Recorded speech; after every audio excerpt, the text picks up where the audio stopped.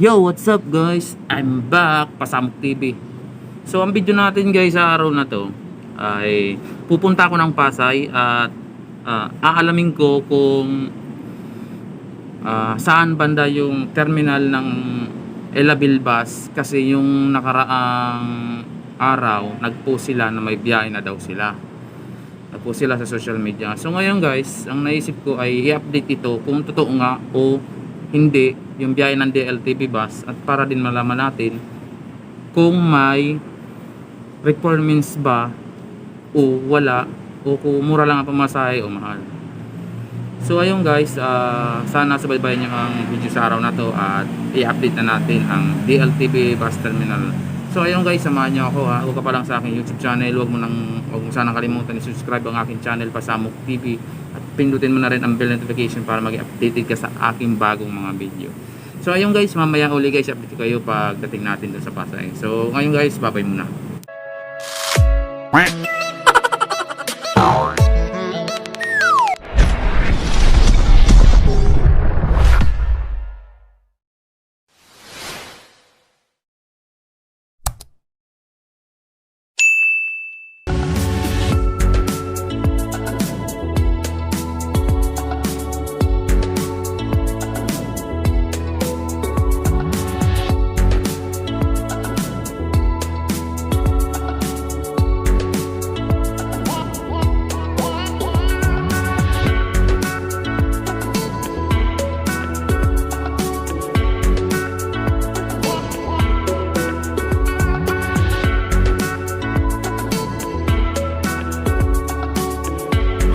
What's up guys? I'm back! Ang init! Ayun guys, nandito ako ngayon sa Pasay na. Nandito ako sa bridge, naglalakad. Ayan, makita mo yung mga dadang ambulansya, ang ingay! So ayun guys, naglalakad ako dito sa bridge. Hinahanap ko yung Elabil Bus Terminal kung saan hindi ko magilap eh. So mamaya guys, i-update ko kayo pagdating ko doon sa harap ng bus terminal. So ngayon, nandito ako sa taas ng bridge. Ayan o, nasa taas ako. Tinatanaw ko, baka matanaw ko yung pangalan kung saan banda. Di mas maganda. Kanina pa ako naghahanap dito, di ko makikita eh. So parang wala naman ditong daanan eh. MRT to. So ayun guys, mamaya guys, i-update ko kayo kung pagdating ko doon. So ang init kasi, wala ko dalang payong. So ayan, makikita mo sa baba ko. Ayan o. So ayun mga kasamok, mamaya update ko kayo ha. Babay na muna. 1 hour later. What's up guys, I'm back. Nandito ako ngayon sa EDSA. Putang ina ngayon. Hindi ko mahanap yung Elabil Bus. Pero na man nakakita, puro mga ano eh, mga kutungista eh. Yung mga biyahe nila hindi naman bus eh, puro van. Tapos meron akong tinignan na terminal, hindi hindi bus. Hindi bus, hindi Elabil, DLTV. Tapos ang mga bus sa loob, hindi naman DLTV. Ayok na yan. So kaya tang malabo mahanap ko mga kasamok, dahil sinuhod ko na ang buong Pasay, wala pa rin. Pero para sa inyo, hahanapin ko pa rin yan kung saan. Ako, mahanap ko rin yan. Yung bus na yan kung saan banda. So ayun guys, mamaya ulit at babalikan ko kayo pag nahanap ko na.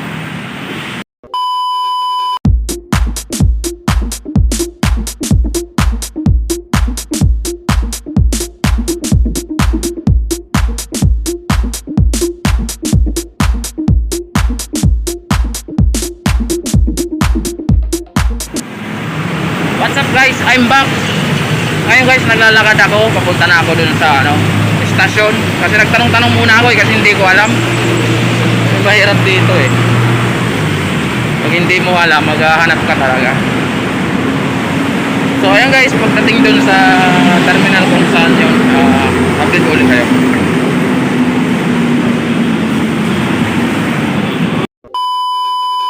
A few moments later. Yo, what's up guys? I'm back Pasamok TV. So yun guys, kung makikita nyo, kung hindi, Brad, ayan ang paradahan ng Elabel bus. So kanina galing ako dyan at tinanong ko yung bantay dyan.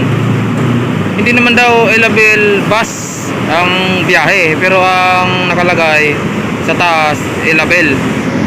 Tapos nung pumunta ako dyan, kinausap ko, wala daw silang biyaheng Bicol.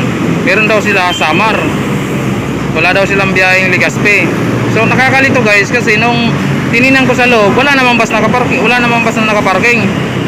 So parang ang dito, nag-post lang sila sa social media, pero ang totoo hindi naman talaga Elabel ang ibabiyahe, kundi ibang bus. Halimbawa, kung van, so mas mahal yun.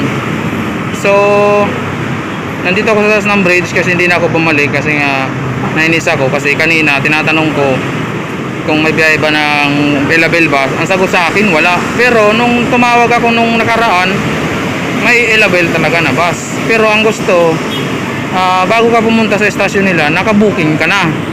So ibig sabihin nun, pag booking mo, magbabayad ka na. Eh paano kung pagpunta mo dun, hindi naman talaga Elabel ang doon, hindi naman talaga Elabel yung sasakayan mo, di ba?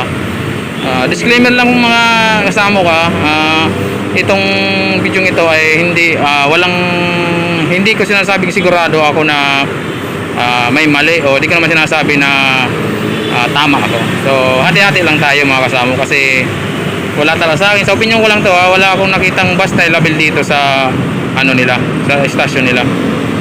Ayun yung, kung makikita mo yung pangalan, ayun yung pangalan, no? Ayan ang pangalan, Elabel. Pero pagdaan ko dyan kanina, wala akong nakita. Kinausap ko yung bantay, ang sabi, meron daw silang bus, biyaheng Samar. So, kung magliligaspi lang ako, wala daw silang ligaspi. So, makasama ko yan ang update ko sa Elabel. Hindi masyado malinaw ang pahayag nila. So, ngayon nga tinatawagan ko, hindi na sinasagot yung number na tinawagan ko noong nakaraan. So, kayo na ang mag-isip kung tama ba na dito kayo o sa iba na lang kayo. Pero suggestion ko lang guys, kung ako sa inyo, mag-PP-text na lang ako kaysa dito sa Pasay walang kasiguraduhan. So yung guys, sana naintindihan nyo sa sinabi ko. Pasensya na kayo at medyo hindi maayos yung content natin ngayon about sa update sa Elabel bus, kasi hindi rin malinaw yung nila yung paliwanag nila Ayaw nga nila ng nung tinawagan ko kasi ayaw nilang puntahan ko. Tinanong ko kasi kung saan. Sabi ko magbabayad ako ng personal. Ang sagot sa akin, booking daw. Booking lang daw. So medyo nakakikita tayo ng butas dito. So yun guys, salamat sa panonood ng aking vlog. At medyo tagilid ang ating vlog ngayon sa Elabel bus. So bye-bye muna guys, at mamaya ulit i-update ko kayo kung ano pang pwede makita ko dito mga sakayan. A few moments later.